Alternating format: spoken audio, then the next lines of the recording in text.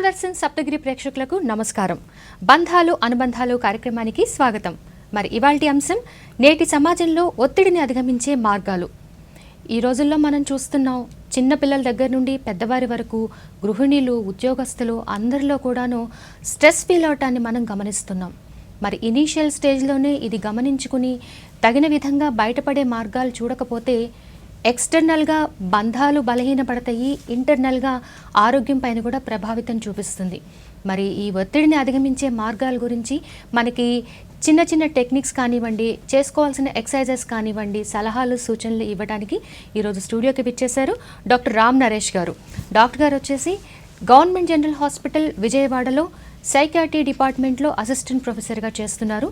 So ఒత్తిడిని అధిగమించే మార్గాల గురించి వారిని అడిగి మరిన్ని వివరాలు తెలుసుకుందాం. నమస్కారం డాక్టర్ గారు. డాక్టర్ గారు, ఈ రోజుల్లో మనం చూస్తున్నాం, పిల్లలు కూడా ఒత్తిడికి గురవుతున్నారు అనేది వింటున్నాము.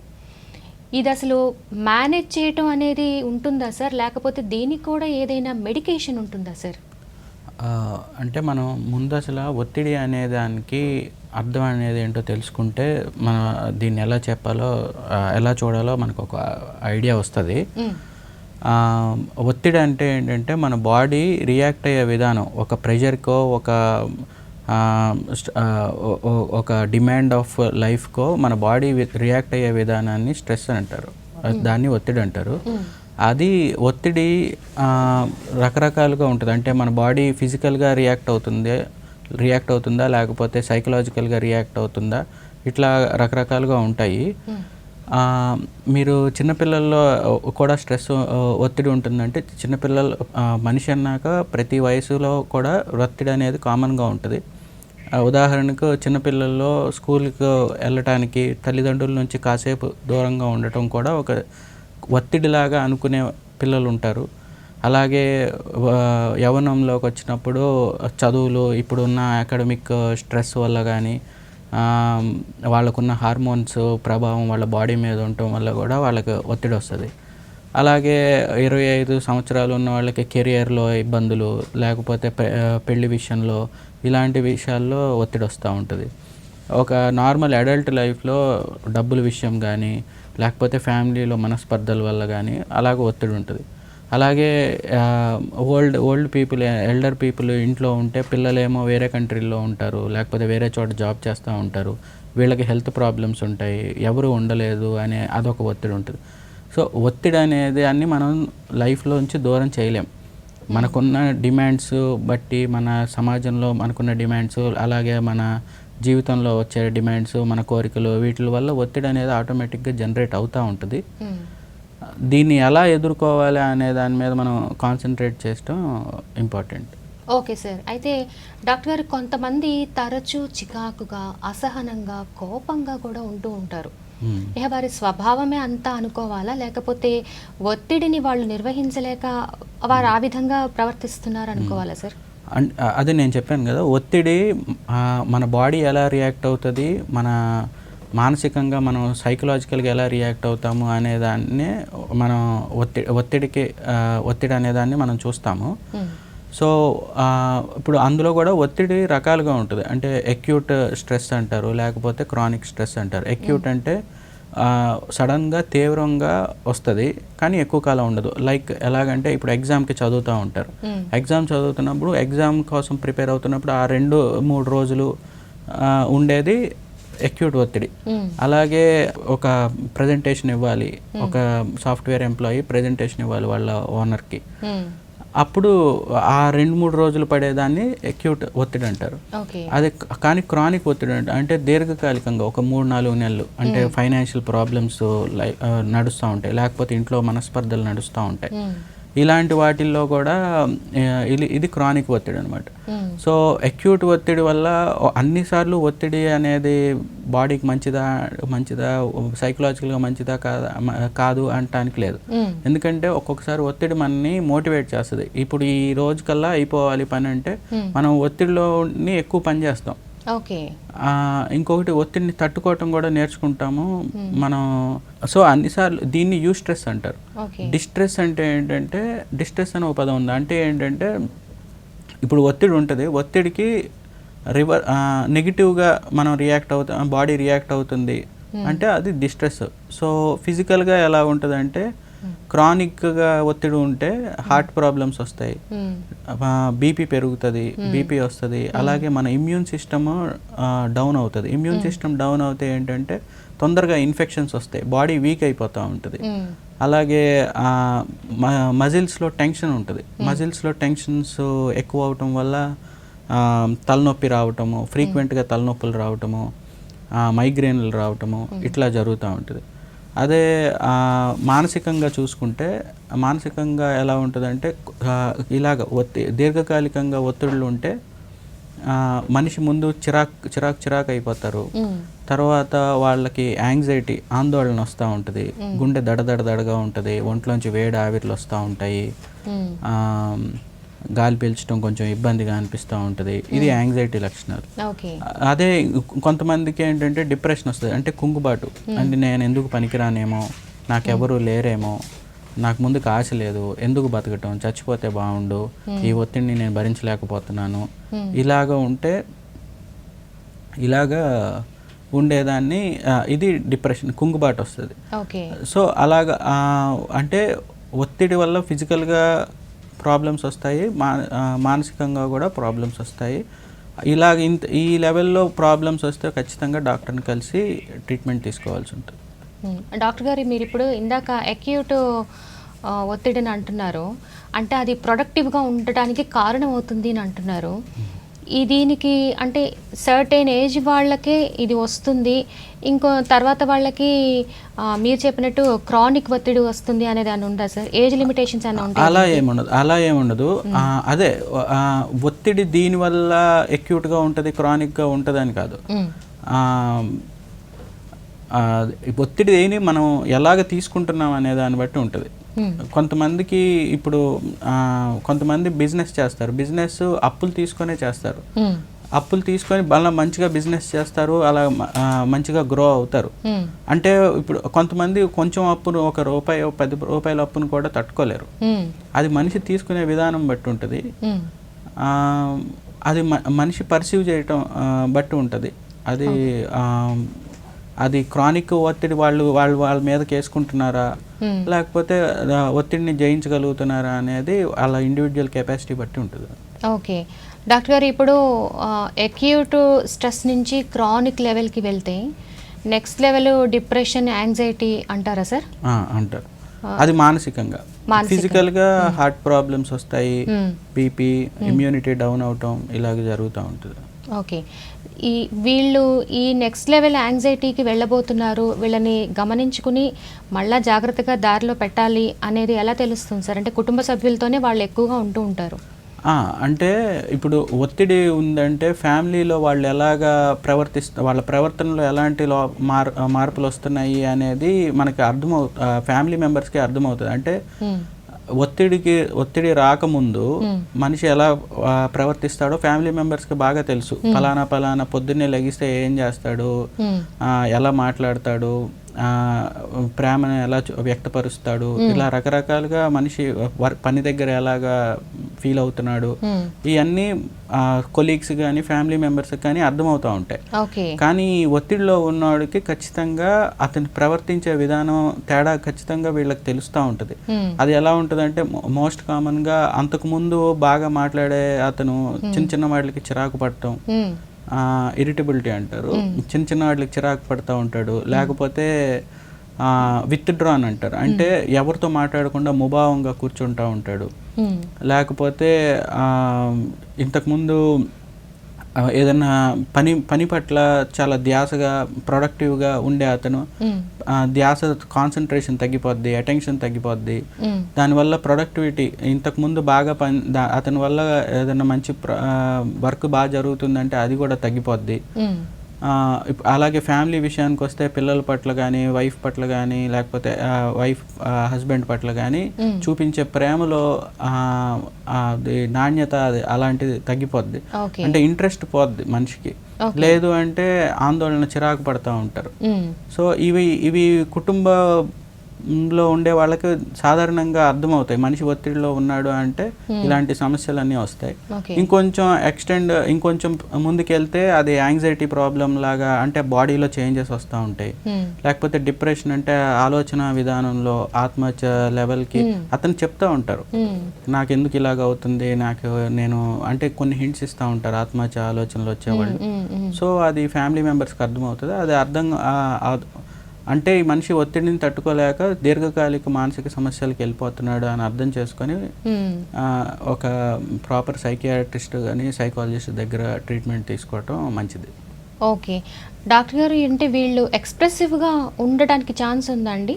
స్ట్రెస్లో ఉన్న వాళ్ళు ప్రాబ్లమ్ని ఎక్స్ప్రెస్ చేసి నాకు ఇట్లా ఒక అవసరం ఉంది, సైకాట్రిస్ట్ దగ్గరికి వెళ్ళాల్సిన పని పడింది అని వాళ్ళు చెప్పుకోగలుగుతారా?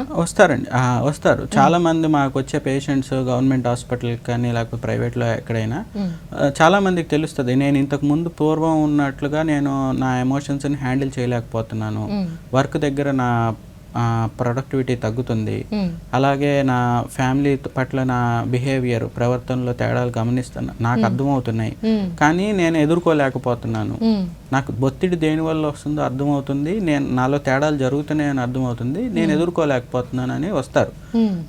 చాలామంది కూడా ఎదుర్కొంటారు, ఒత్తిడి ఉందని గ్రహిస్తారు, బట్ ఎదుర్కొనే మార్గాలు వాళ్ళు చిన్నప్పటి నుంచి వాళ్ళు చేసిన ఎక్సర్సైజ్ వల్ల కానీ లేకపోతే వాళ్ళకున్న మానసిక ఎబిలిటీస్ బట్టి కానీ ఎదుర్కొని వాళ్ళు మళ్ళీ తగ్గించుకోగలరు, రకరకాలుగా ఉంటారు అన్నమాట. ఓకే డాక్టర్ గారు, మీరు ఇప్పుడు ఎక్సర్సైజెస్ అంటే ఒక ఆలోచన వచ్చింది, ఫిజికల్ ఎక్సర్సైజ్ వల్ల ఒత్తిడిని అధిగమించడం అవుతుందా సార్? అవుతుంది. అంటే ఫిజికల్ ఎక్సర్సైజ్ ఒక్కటే అని నేను చెప్పను, కానీ ఒత్తిడిని ఎదుర్కొనే మార్గాల్లో ఎక్సర్సైజ్ అనేది వాకింగ్, జాగింగ్ ఏదైనా ఏమవుతుందంటే ఒత్తిడిలో ఉన్నప్పుడు మన బాడీలో కార్టిసాల్ అనే హార్మోన్, నెగిటివ్ హార్మోన్స్ కొన్ని రిలీజ్ అవుతాయి. అవి రిలీజ్ అయినప్పుడు మనిషి ఇంకా కుంగుబాటుకి యాంగ్జైటీకి గురవుతాడు. ఈ ఎక్సర్సైజ్లు ఫిజికల్ ఎక్సర్సైజ్ చేయడం వల్ల ఏమవుతుందంటే ఎండార్ఫిన్స్ అని మన బ్రెయిన్లో రిలీజ్ అవుతాయి.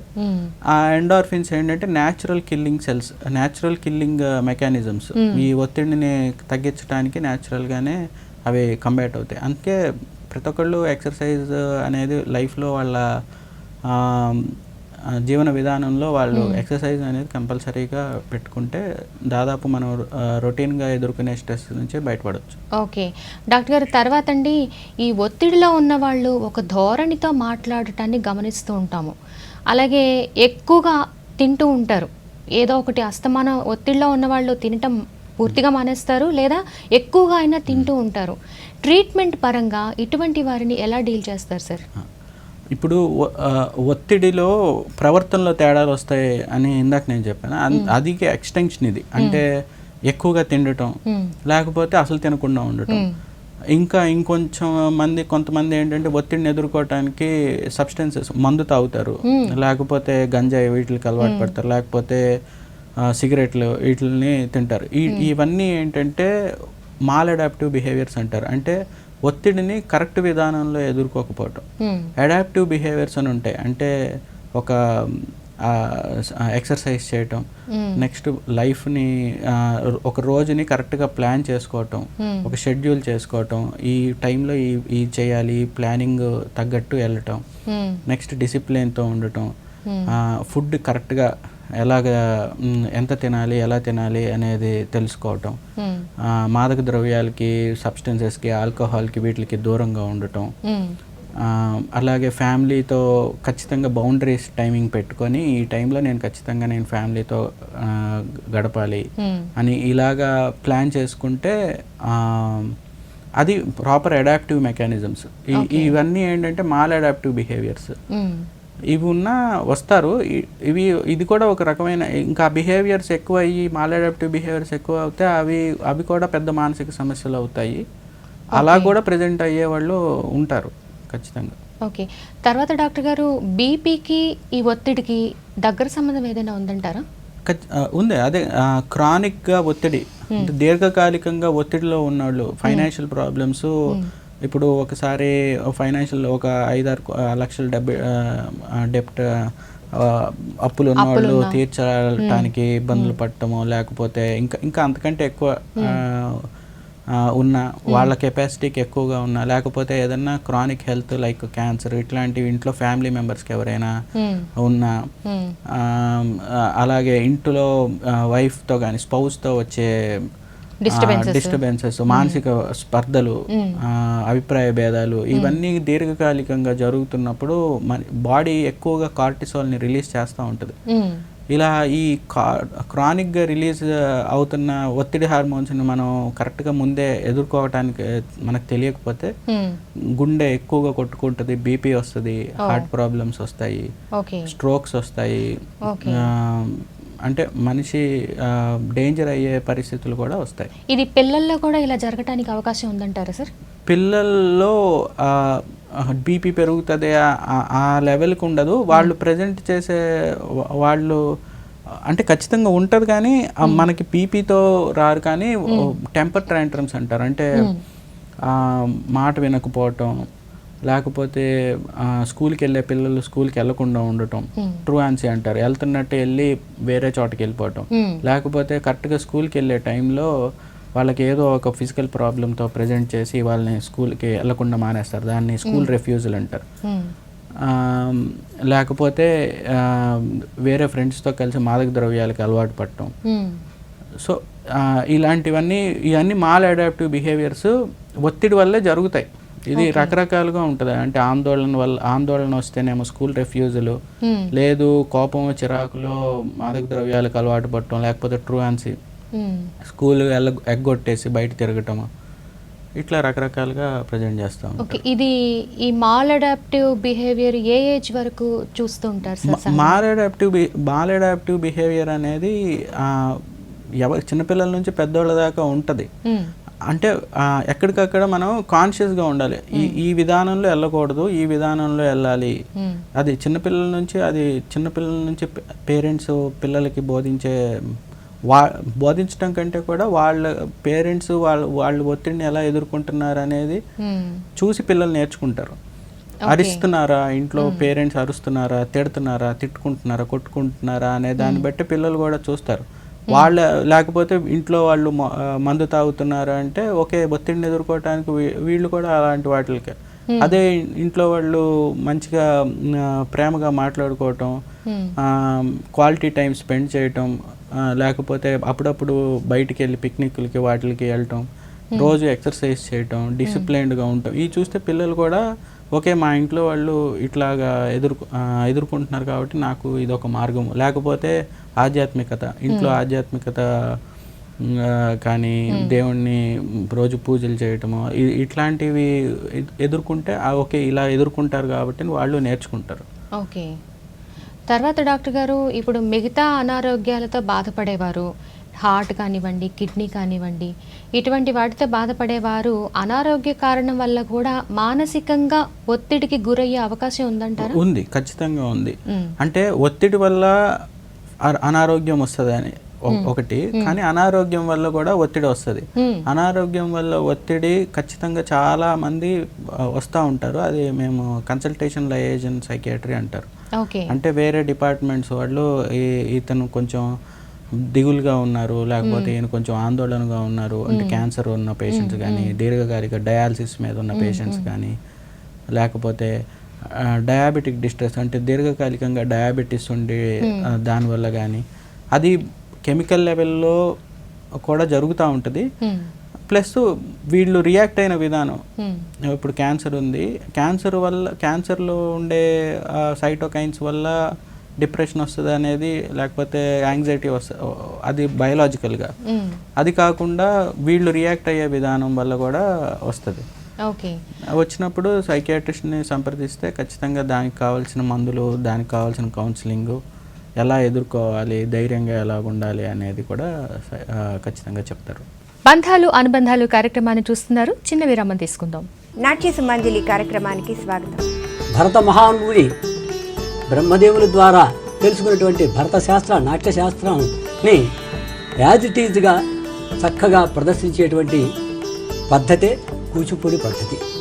నాట్యం భిన్న రుచే జనస్య బహుదా ప్రియకం సమారాధనం. అంటే నాట్యం భిన్న రుచులు గల వ్యక్తుల చేత ఒకే రకంగా ఒకే విధంగా ఆరాధింపబడుతోంది అని నాట్యశాస్త్రం తెలియజేసింది?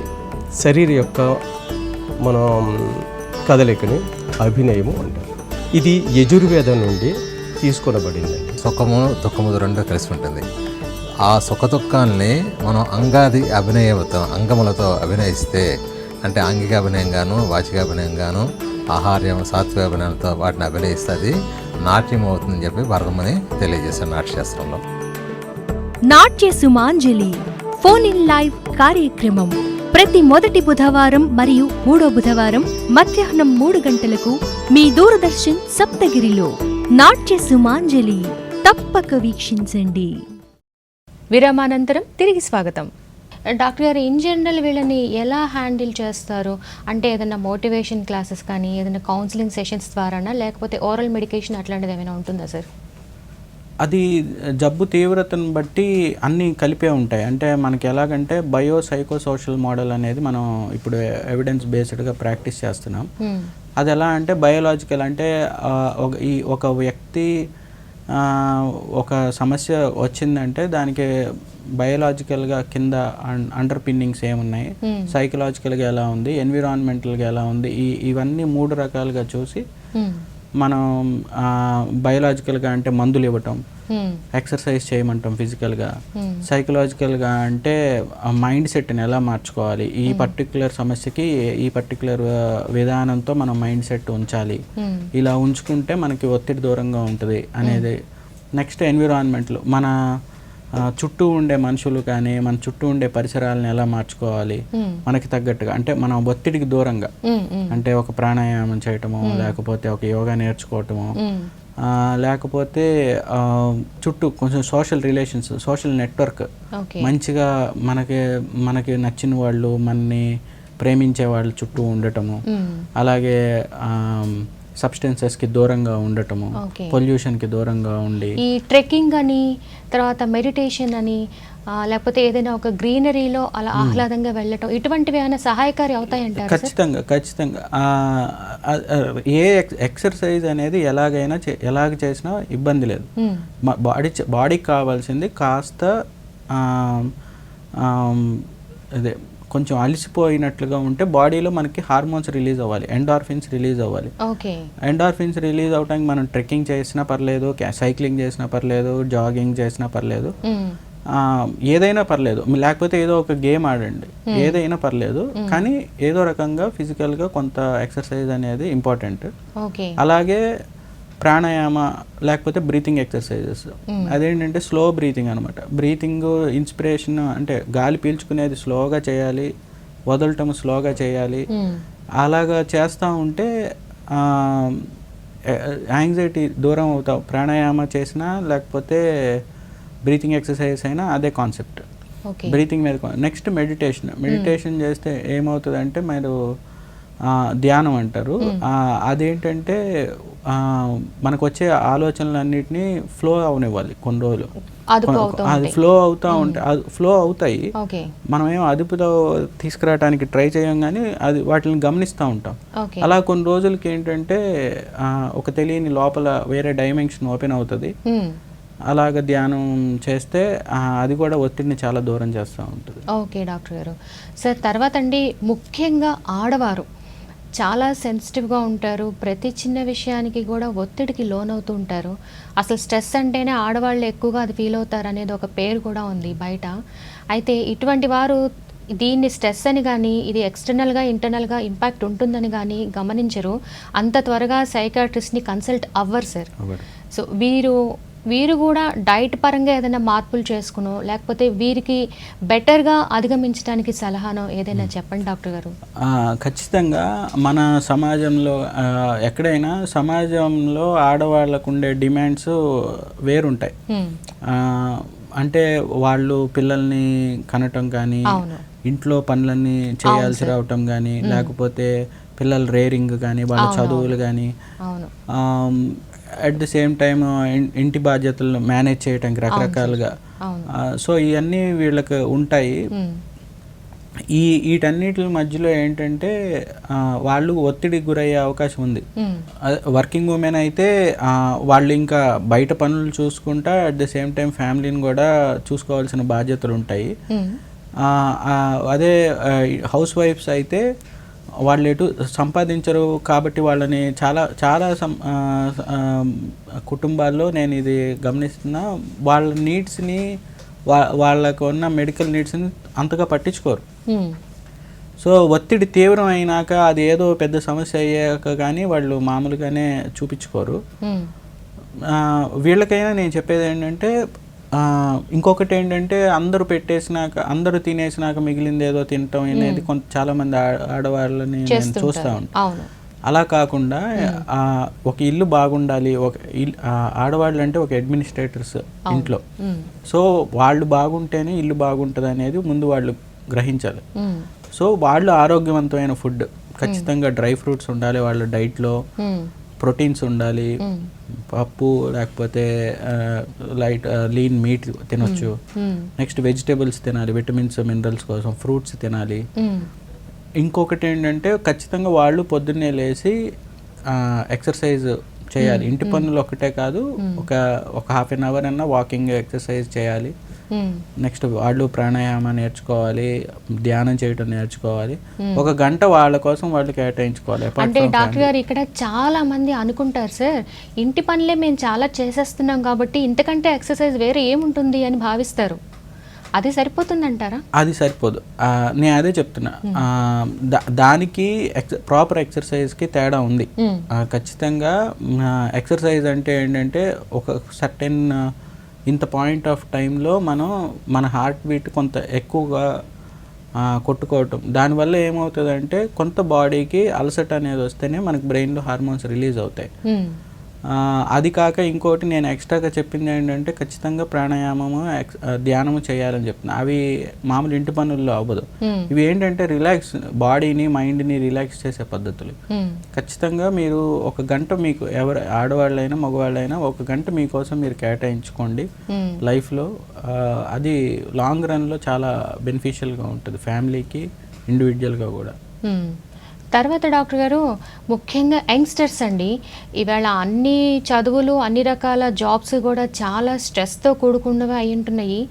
మంత్ ఎండింగ్ కల్లా టార్గెట్స్ అని, అచీవ్మెంట్స్ అని అటువంటివి టాస్క్లు ఎంప్లాయీస్కి ఉంటే ప్రతిసారి ఎగ్జామ్స్ అని, టెస్ట్లని స్టూడెంట్స్కి ఉంటున్నాయి.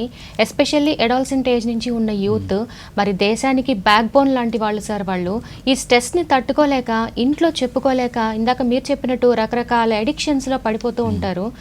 వీళ్ళు అంత త్వరగా వీళ్ళు కూడా సైకాట్రిస్ట్ దగ్గరికి వెళ్దాము, మనం దీంట్లో నుంచి బయటకు వచ్చి మంచి వేలో వెళ్ళాలి అనేది ఆలోచించరు. ఇటువంటి వారికి ఇంట్లోని వారు వాళ్ళకి తగినట్టుగా ఆ ఒత్తిడి నుంచి బయటకు తెచ్చుకునే మార్గం ఉంటే చెప్పండి డాక్టర్ గారు. ఉంది, అదే నేను ఇందాక చెప్పాను కదా, తల్లిదండ్రులు ఏ రకమైన అడాప్టివ్ బిహేవియర్స్ వాడుతున్నారో అది మనం చెప్తే పిల్లలకి రాదు. అది మనం చేస్తేనే పిల్లలు సైలెంట్గా అబ్జర్వ్ చేస్తూ ఉంటారు. మనం చెప్తే వినరు. మనం ఏదైతే ఫాలో అవుతున్నామో, మనం మంచిగా లేకుండా, మనం డిసిప్లిన్ లేకుండా మన పిల్లలకి రావాలని ఉట్టిగా చెప్తే కుదరదు. మనం ఒత్తిడిని ఎక్సర్సైజ్ చేస్తున్నామా, ఇంట్లో ప్రేమగా టైం స్పెండ్ చేస్తున్నామా, వాళ్ళతో ఎమోషనల్ కనెక్షన్లో ఉన్నామా, అందరం కలిసి అప్పుడప్పుడు కాస్త టైం స్పెండ్ చేస్తున్నామా, మనం మాదక ద్రవ్యాలకు దూరంగా ఉంటున్నామా, ఇవన్నీ ఫ్యామిలీలో పెరుగుతున్న కొద్దీ వాళ్ళకి అలవాటు అవుతూ ఉంటాయి, స్లోగా అర్థమవుతూ ఉంటుంది. సో వాళ్ళు అదే తీసుకుంటారు. కాకపోతే ఇప్పుడు మోడర్నిజం వీటి పేరిట ఏంటంటే బయటికి రాగానే ఒత్తిడిని దూరం చేసుకోవాలంటే మందుకు బయట అవైలబిలిటీ ఎక్కువ ఉంది. ఇంకో కల్చర్ కూడా మంది మారుతూ ఉంది. సో ఎంత దూరంగా వీటికి ఉంటే అంత ఒత్తిడిని ఎదుర్కొనే పద్ధతులు మాలాడాప్టివ్గా ఉండకూడదు అనేది నేను చెప్తున్నా. చిన్నప్పటి నుంచి కూడా ఒక డిసిప్లిన్, ఒక ప్లానింగ్, మంచి డైట్, ఎక్సర్సైజ్, సబ్స్టెన్సెస్కి దూరంగా ఉండటం, ఇంకా మానసికంగా మైండ్ సెట్ మనం పాజిటివ్ థింకింగ్ చేయటం, అలాగే సమస్యల్ని కరెక్ట్ పద్ధతుల్లో మాలాడాప్టివ్గా కాకుండా ప్రాపర్ అడాప్టివ్ బిహేవియర్స్లో ఎదుర్కొనే మనస్తత్వం, ఇవన్నీ చేస్తే ఖచ్చితంగా ఇప్పుడున్న మనకున్న డైలీ రొటీన్గా ఉండే టార్గెట్స్ వీటిని ఎదుర్కోవడం పెద్ద కష్టం అవ్వదు. మనం ఆల్రెడీ డిసిప్లైన్డ్గా బతుకుతున్నాం కాబట్టి ఇవన్నీ చాలా చిన్నగా అనిపిస్తాయి. ఓకే. తర్వాత డాక్టర్ గారు ఇప్పుడు క్రానిక్ స్ట్రెస్ అని చెప్పారు సార్ ఇందాక మీరు. ఈ లెవెల్కి వెళ్ళిపోయిన వాళ్ళకి ట్రీట్మెంట్ ఎలా ఉంటుందో తెలియజేస్తారా సార్? క్రానిక్ స్ట్రెస్లో ఉన్న క్రానిక్ స్ట్రెస్ అంటే మెయిన్గా ఫిజికల్గా ఏమేమి వస్తాయంటే హార్ట్ ప్రాబ్లం వస్తుంది, బీపీ వస్తుంది, ఇమ్యూనిటీ డౌన్ అవుతుంది, మజిల్ టెన్షన్, హెడేక్స్ వస్తాయి. సో హార్ట్ ప్రాబ్లమ్స్ ముందు బీపీ అవన్నీ చెక్ చేస్తారు, ఈసీజీ చెక్ చేస్తారు, హార్ట్కి సంబంధించి ట్రీట్మెంట్ ఇస్తారు. అంటే రివర్సిబుల్ అయితే రివర్సిబుల్గా ఇస్తారు, లేకపోతే ఇంకొంచెం ఒత్తిడి ఇంకా ఎక్కువ అయ్యి అది రివర్సిబుల్ అయితే దానికి ఏం చేయాలో అవి చేస్తారు. అలాగే మానసికంగా ఏంటంటే యాంగ్జైటీ, ఫస్ట్ యాంగ్జైటీ వస్తే యాంగ్జైటీకి అంటే ముందు ఇవాల్యుయేట్ చేస్తారు. ఇవాల్యుయేట్ చేసి అది యాంగ్జైటీ డిజార్డర్ ఉందా, లేకపోతే డిప్రెసివ్ డిజార్డర్ ఉందా, లేకపోతే ఇంకేమైనా సైకాటిక్ డిజార్డర్ ఉందా అనేది చూసి దాన్ని బట్టి దానికి తగిన మందులు ఖచ్చితంగా మేము ఇస్తాం. ఓకే డాక్టర్ గారు, ఈ క్రానిక్ లెవెల్కి వెళ్ళిపోయిన తర్వాత స్ట్రెస్ ఏదైనా ప్రాణాంతకమైన కేసులు చూసారా సార్? వస్తాయి. అంటే మన చాలా వాటి సమాజంలో మనం చూస్తాము. అక్యూట్ స్ట్రెస్లోనే తట్టుకోలేక హార్ట్ అటాక్స్ వచ్చిన వాళ్ళు ఉంటారు. అంటే మనం ఏం చేయలేని పరిస్థితిలోకి.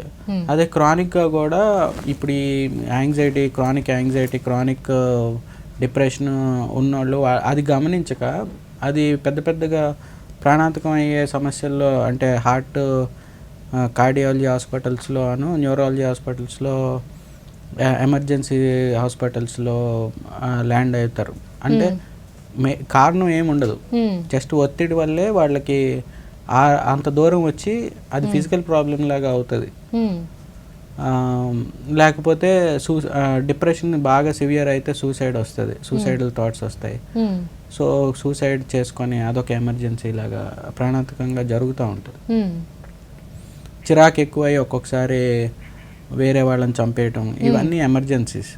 అవి కూడా అవుతాయి క్రానిక్గా.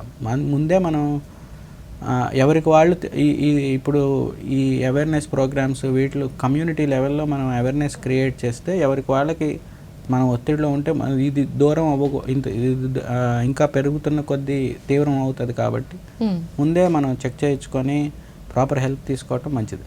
ఓకే. అంటే కొంతమంది చాలామంది బయట అనుకుంటుంటారు సైకాట్రిస్ట్ దగ్గర ట్రీట్మెంట్లో ఎక్కువ నిద్ర పట్టేలాగానే చేస్తారు, వాళ్ళు అలా సైలెంట్గా ఉండి పడుకొని లేవటంలో కొంచెం స్ట్రెస్ రిలీఫ్ అవుతారు అని అంటూ ఉంటారు. అది ఎంతవరకు నిజం సార్? అదేం కాదు, అది చాలా మిత్. అది యాక్చువల్గా ఏంటంటే సైకియాట్రీ ప్రాబ్లమ్స్లో ముందు ఎఫెక్ట్ అయ్యేది స్లీపే. నిద్ర పట్టదు. ఈ డిప్రెషన్ కానీ, యాంగ్జైటీలో కానీ, ఇరిటబిలిటీలో కానీ ముందు నిద్ర పట్టదు, తర్వాత ఆకలేదు. సో మనం ఇచ్చే మందులు నిద్ర పట్టడానికి కాదు, మనం మందులు ఇచ్చితే వాటికి వన్ ఆఫ్ ది ఎఫెక్ట్ నిద్ర పట్టడం. ఓకే. సో నిద్రపుచ్చటానికి అయితే ఇప్పుడు అలాంటి ప్రాక్టీస్ ఏం చేయట్లేదు, ఎవరు చేయట్లేదు. ప్రాపర్గా డిప్రెషన్కి మందులు ఉన్నాయి, అలాగే యాంగ్జైటీకి మందులు ఉన్నాయి. వాటికి one of the effect sleep. అది నిజంగానే వాళ్ళకి స్లీప్ ఉండదు కాబట్టే స్లీప్ అనేది ఎక్కువ అవుతుంది. కాదు డాక్టర్ గారు నాకు స్లీప్ బాగానే ఉంది, నాకైనా డిప్రెషన్ తగ్గించాలంటే దానికి కూడా మందులు ఉన్నాయి. అంటే స్లీప్ రాకుండా ఒట్టి డిప్రెషనే తగ్గించే మందులు ఉన్నాయి, స్లీప్ రాకుండా ఒట్టి యాంగ్జైటీ తగ్గించే మందులు ఉన్నాయి. ఇప్పుడు అలాంటి ప్రాక్టీసెస్ ఎవరు చేయట్లేదు. ఓకే. తర్వాత అండి, ఈ స్ట్రెస్కి వాడే ట్రీట్మెంట్లో ఆ మెడిసిన్ కాంపోనెంట్ హార్ట్ మీద కానీ కిడ్నీ మీద కానీ ఇంపాక్ట్ అయ్యే అవకాశం ఉందంటారా? స్ట్రెస్ వల్లే అవుతున్నాయి. ఇది కూడా ఇంకో మిత్, ఈ మందుల వల్ల ఏమన్నా అవుతుంది లేదు. మనకి బాడీలో స్ట్రెస్ ఉంటే ఖచ్చితంగా హార్ట్ అటాక్స్ చాలా రిస్క్ ఫ్యాక్టర్ ఉంది, అలాగే బీపీకి రిస్క్ ఫ్యాక్టర్ ఉంది, స్ట్రోక్స్ రావడానికి రిస్క్ ఫ్యాక్టర్స్ ఉన్నాయి. ఎంత త్వరగా మనం అంటే అవసరం అయితే ఎంత త్వరగా మనం మందులు వాడితే ఈ రిస్క్ అన్ని తగ్గుతాయి. వీటి వల్ల రిస్క్ పెరగదు.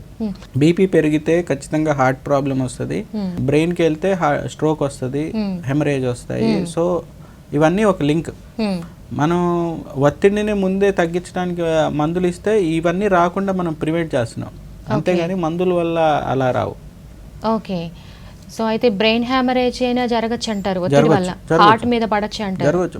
మీరు చాలా బ్రెయిన్ హ్యామరేజ్ కానీ హార్ట్ కేసులు కానీ దాని బ్యాక్గ్రౌండ్ ఒత్తిడే ఉంటుంది. అది ఒక తెలియని అంటే తెలిసినా నెగ్లెక్ట్ చేసే రిస్క్ ఫ్యాక్టర్ మన సమాజం. ఏజ్తో ఏమి సంబంధం లేదా సార్ దీనికి? ఏ ఏజ్ వాళ్ళలో అయినా ఇది వచ్చే అవకాశం ఉందా సార్? ఒత్తిడి ఏజ్ అదే చెప్తున్నా కదా, రకరకాల ఒత్తిడి మూలాన ఈ హ్యామరేజెస్ కానీ వస్తాయి. ఇటువంటివి ఓల్డ్ ఏజ్ వాళ్ళకి ఎక్కువ వస్తాయి. ఓకే, అంటే కొంచెం యంగేజ్ వాళ్ళకి రెసిస్టెన్స్ ఉంటుందని. యంగేజ్ వాళ్ళకి అంటే వేరే other associated risk factors, young age low BP ఉండదు, డయాబెటీస్ ఉండదు, ఇంకా మెటబాలిక్ సిండ్రోమ్స్ ఇవి ఉండవు కాబట్టి యంగేజ్ వాళ్ళలో రావడానికి తక్కువ ఛాన్సెస్ ఉంది. ఓల్డ్ ఏజ్ వాళ్ళకి మాత్రం ఒత్తిడి వస్తే ఖచ్చితంగా రిస్క్ చాలా ఎక్కువ ఉంటుంది. ఓకే, ఈ డయాబెటిక్ వల్ల బీపీ వల్ల కూడా ఒత్తిడి వచ్చే అవకాశం ఉందంటున్నారు కదా సార్. సో నార్మల్ లైఫ్లో ఉన్నవాళ్ళు ఎవరైతే డయాబెటిక్ బీపీ కూడా ఉన్నవాళ్ళు ఉంటారో అప్పుడప్పుడు సైకాట్రిస్ట్ని సంప్రదించాలంటారా? అంటే రొటీన్గా సైకియాట్రిస్ట్ని సంపాదించాల్సిన అవసరం లేదు, కానీ ఒకవేళ మీకే ఎవరికి వాళ్ళకి అర్థమవుతూ ఉంటుంది. అంటే నేను ఇంతకు ముందులాగా నేను ఫంక్షన్ చేయలేకపోతున్నాను, లేకపోతే ఇంతకు ముందులాగా నేను ఎదుర్కోలేకపోతున్నాను సమస్యల్ని, day to day demands of లైఫ్ని నేను ఎదుర్కోలేకపోతున్నాను అంటే, లేకపోతే నాలోనే ఏదో యాంగ్షియస్గా ఫీలింగ్ ఉంది, లేకపోతే నాలో బాధ ఫీలింగ్ ఉంది క్రానిక్గా అనేది వాళ్ళు అర్థమైతే వాళ్ళు రావాలి. కానీ రొటీన్గా సైకియాట్రిక్ చెకప్ అంత అవసరం ఉండదు. అంటే బ్యాలెన్స్ తప్పుతుందా సార్ పనులలో? కానీ అర్థమవుతుంది ఒత్తిడి మనం ఒత్తిడిలో ఉన్నామన్న విషయం మనకు అర్థమవుతూ ఉంటుంది. కాకపోతే అది సైకియాట్రిస్ట్ దగ్గరికి వెళ్తే ఏమవుతుందో, ఎవరేమనుకుంటారో, లేకపోతే మెంటల్ అని ముద్రేసేస్తారేమో అని చాలా మంది రారు. కానీ పాశ్చాత్య దేశాల్లో ఆ పరిస్థితి లేదు. ఏమాత్రం వాళ్ళకి కొంచెం ఒత్తిడి ఉన్నా వాళ్ళకి కొంత అవగాహన ఉంది కాబట్టి మానసిక సమస్యల మీద చిన్నప్పటి నుంచే వాళ్ళకి ఒక అవగాహన కల్పిస్తారు కాబట్టి వాళ్ళు మామూలు కొంచెం ఒత్తిడి ఉన్నా వాళ్ళు వచ్చేస్తారు. మన దగ్గర ఇంకా అంత అవగాహన లేదు కాబట్టి కొంత స్టిగ్మా కూడా మన సొసైటీలో కూడా కొంత మానసిక పేషెంట్ అంటే ఒక బ్రాండ్ వేస్తారు కాబట్టి తొందరగా రావడానికి ఇష్టపడరు.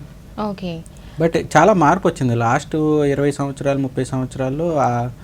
ఆలోచన విధానంలో చాలా తేడా వచ్చింది. ఇప్పుడు వస్తున్నారు చాలా మంది బాగానే.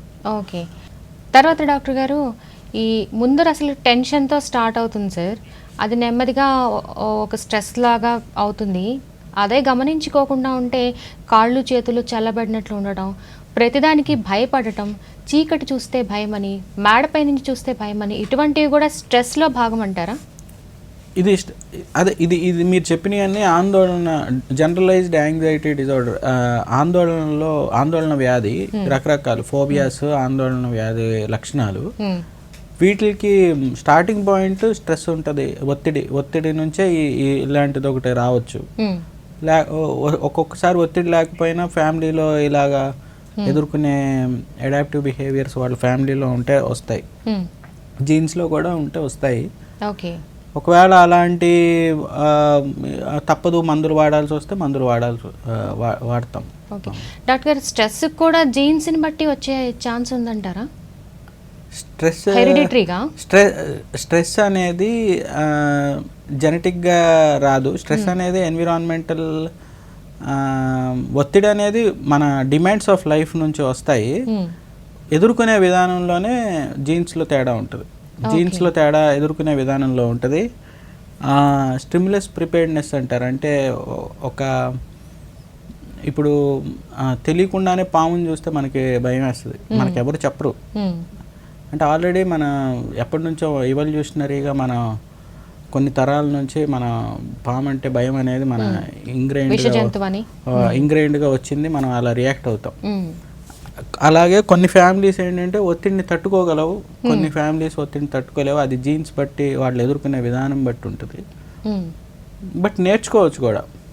అదేమి అన్ని జీన్సే అని నేను చెప్పను, కానీ ఒత్తిడిని ఎదుర్కొనే విధానం నేర్చుకోవచ్చు. మాల్ అడాప్టివ్గా నేర్చుకున్న వాళ్ళు నేర్చుకుంటున్నారు, సబ్స్టెన్సెస్ వాడి, ఆల్కహాల్ తాగి. అలా కాకుండా కరెక్ట్గా ఎదుర్కొనే వాళ్ళు కూడా ఉన్నారు. బంధాలు అనుబంధాలు కార్యక్రమంలో చిన్న విరామం తీసుకుందామా? నమస్కారం, అందరికీ ఆరోగ్యం కార్యక్రమానికి స్వాగతం.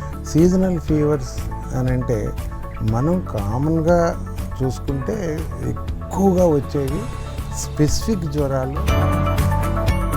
ఈ ఎడినో వైరస్ అంటారు దీన్ని.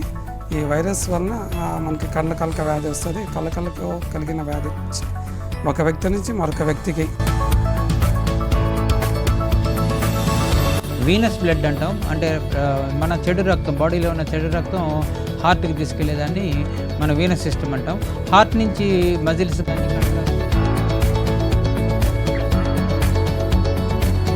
సపోజ్ మనం బ్రెయిన్ స్ట్రోక్ అంటాం, అంటే బ్రెయిన్కి బ్లడ్ సప్లై తగ్గింది అనుకోండి, బ్రెయిన్ డ్యామేజ్ అవుతుంది. బ్రెయిన్ డ్యామేజ్ అయ్యే కొద్ది ఏమవుతుందంటే బ్రెయిన్ ఫంక్షన్స్ అన్నీ పోతూ ఉంటాయి అన్నమాట.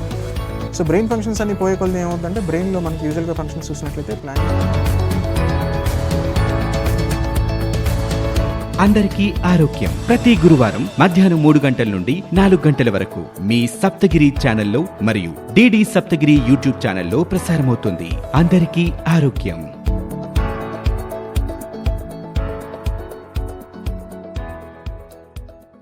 బంధాలు అనుబంధాలు కార్యక్రమానికి తిరిగి స్వాగతం. డాక్టర్ గారు, కొన్ని సందర్భాల్లో ఒత్తిడి ప్రోగ్రెసివ్గా అవడానికి, ప్రొడక్టివ్గా ఉండటానికి కూడా కారణం అని చెప్పి అంటున్నారు. కొంచెం దాని గురించి వివరించండి సార్. అది మనం ముందే ఒత్తిడి అంటే ఏం చెప్పాం, బాడీ మనం ఒక డిమాండ్ ఆఫ్ లైఫ్కి, ఒక ప్రెజర్ ఆఫ్ లైఫ్కి ఎదుర్కొనే విధానం అని చెప్పాం. సో ఇప్పుడు ఒక ఎగ్జామ్ ఉంది, ఎగ్జామ్కి రేపు పిల్లాడు ఎగ్జామ్ రాయాలి.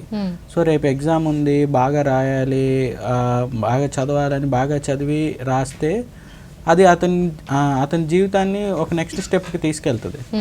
అదే ఎగ్జామ్ ఉంది, అమ్మో ఎగ్జామ్ ఉంది, ఇంక నా వల్ల కాదు, నేనేమి చేయలేను అని ఎగ్జామ్ హాల్లో కళ్ళు తిరిగి పడిపోయేది అదొక విధానం. సో ఫస్ట్ విధానం ఏంటంటే ఒక డిమాండ్ ఆఫ్ లైఫ్ మనని నెక్స్ట్ స్టెప్కి తీసుకెళ్ళడానికి ఒక చిన్న స్ట్రెస్ క్రియేట్ చేసింది.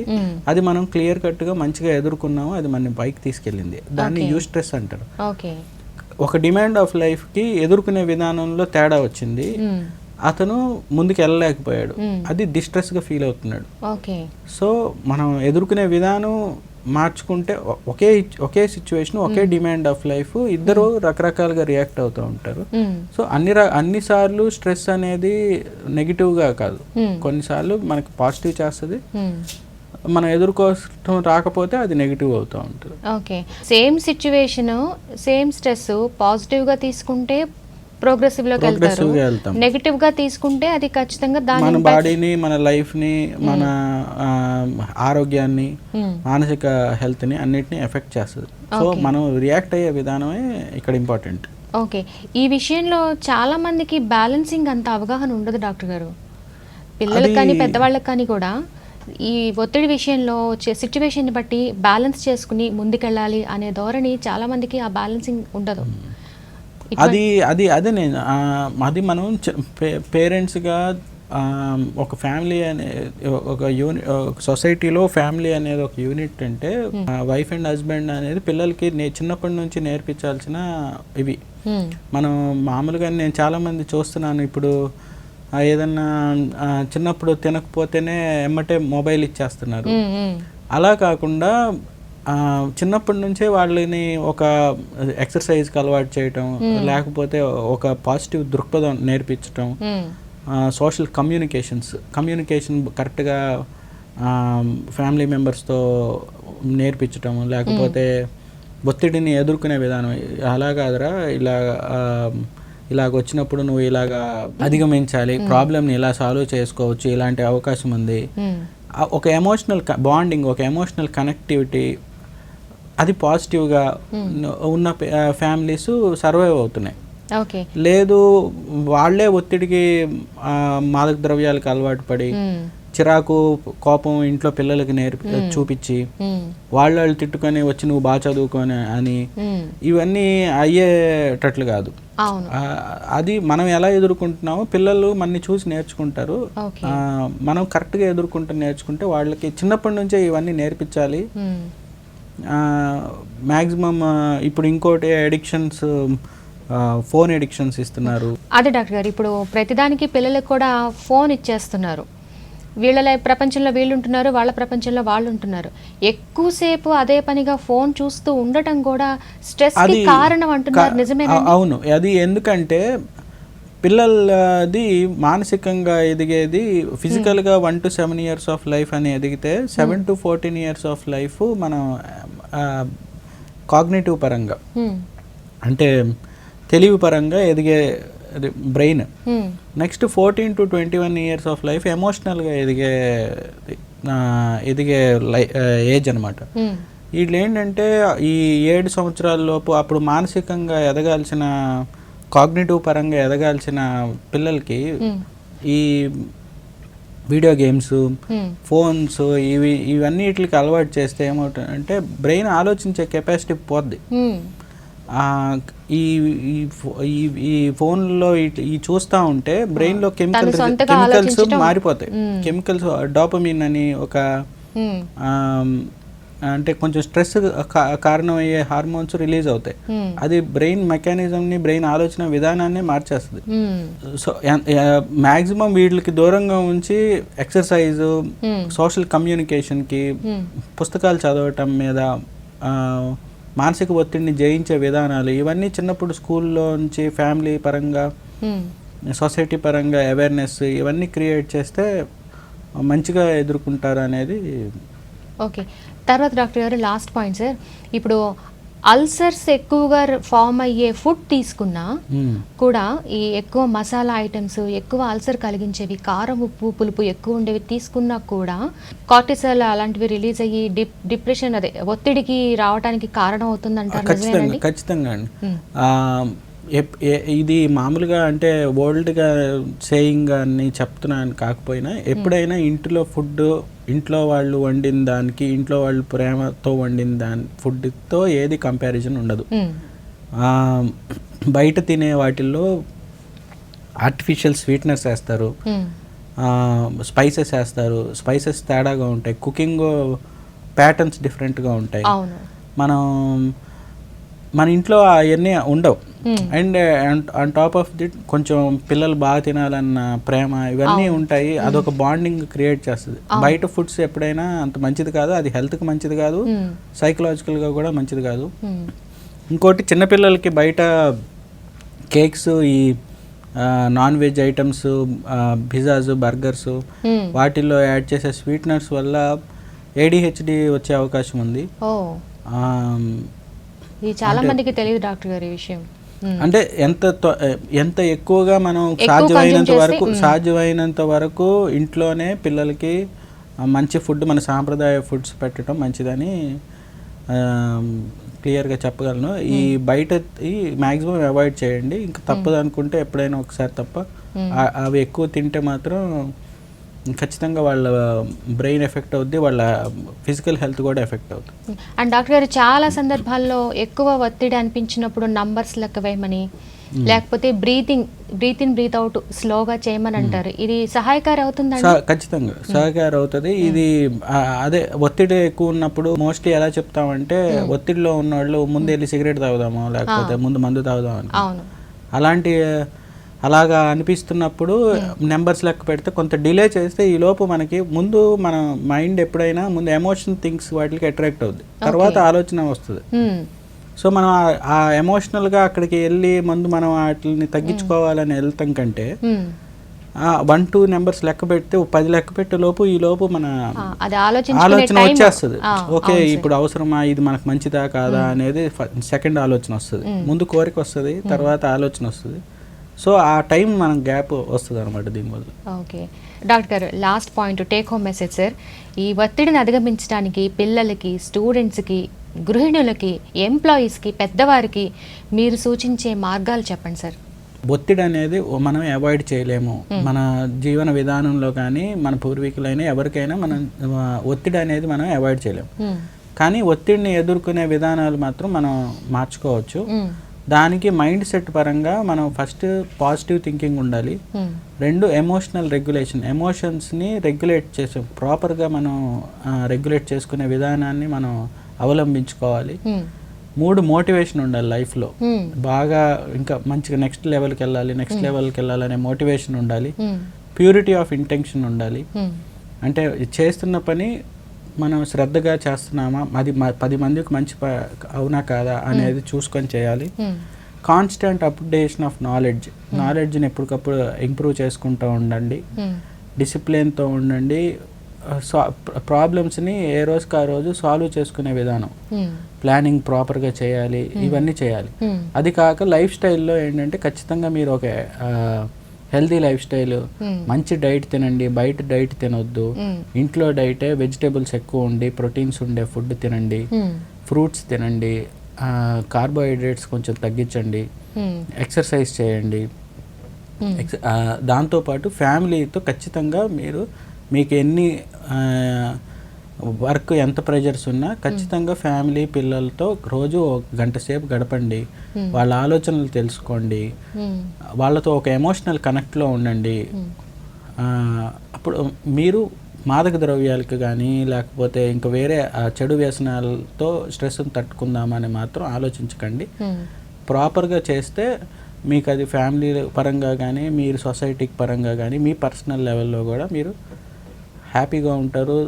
మీ వల్ల సొసైటీకి ఉపయోగం ఉంటుంది, మీ ఫ్యామిలీ మంచి స్టేజ్లో ఉంటుంది. చాలా చాలా విలువైన విషయాలు మాకు తెలియజేశారు సార్. చిన్న చిన్న చిట్కాలతోటి, చిన్న చిన్న ఎక్సర్సైజెస్ వీటితోటే పెద్ద పెద్ద ఫలితాన్ని పొందే విధంగా, ఒత్తిడిని అధిగమించే విధంగా మంచి మార్గాలు సూచించారు డాక్టర్ గారు. ధన్యవాదాలండి. ధన్యవాదాలు. నాకు ఈ అవకాశం ఇచ్చిన దూరదర్శన్ సప్తగిరి వాళ్ళకి పేరున ధన్యవాదాలు. చూశారు కదండి, ఇదండి ఇవాళ బంధాలు అనుబంధాలు కార్యక్రమం. ఈ కార్యక్రమాన్ని మళ్ళీ చూడాలి అనుకుంటే యూట్యూబ్ మరియు ఫేస్బుక్లో మీరు వీక్షించవచ్చు. వచ్చే సోమవారం ఇదే కార్యక్రమంలో మరో సరికొత్త అంశంలో మళ్ళీ కలుసుకుందాం. అంతవరకు సెలవు, నమస్కారం. మా కార్యక్రమంపై మీ అభిప్రాయాలు తెలియజేయగలరు. యూట్యూబ్ www.youtube.com/c/దూరదర్శన్ Saptagiri. Facebook www.facebook.com/DD Saptagiri. Twitter twitter.com/DD Saptagiri VJA. Instagram www.instagram.com/DD Saptagiri. Screen మీద కనబడుతున్న QR కోడ్ని స్కాన్ చేయడం ద్వారా DD సప్తగిరి యూట్యూబ్ ఛానల్ని వీక్షించగలరు. మరిన్ని అప్డేట్స్ కోసం DD సప్తగిరి యూట్యూబ్ ఛానల్ని సబ్స్క్రైబ్ చేసుకోండి.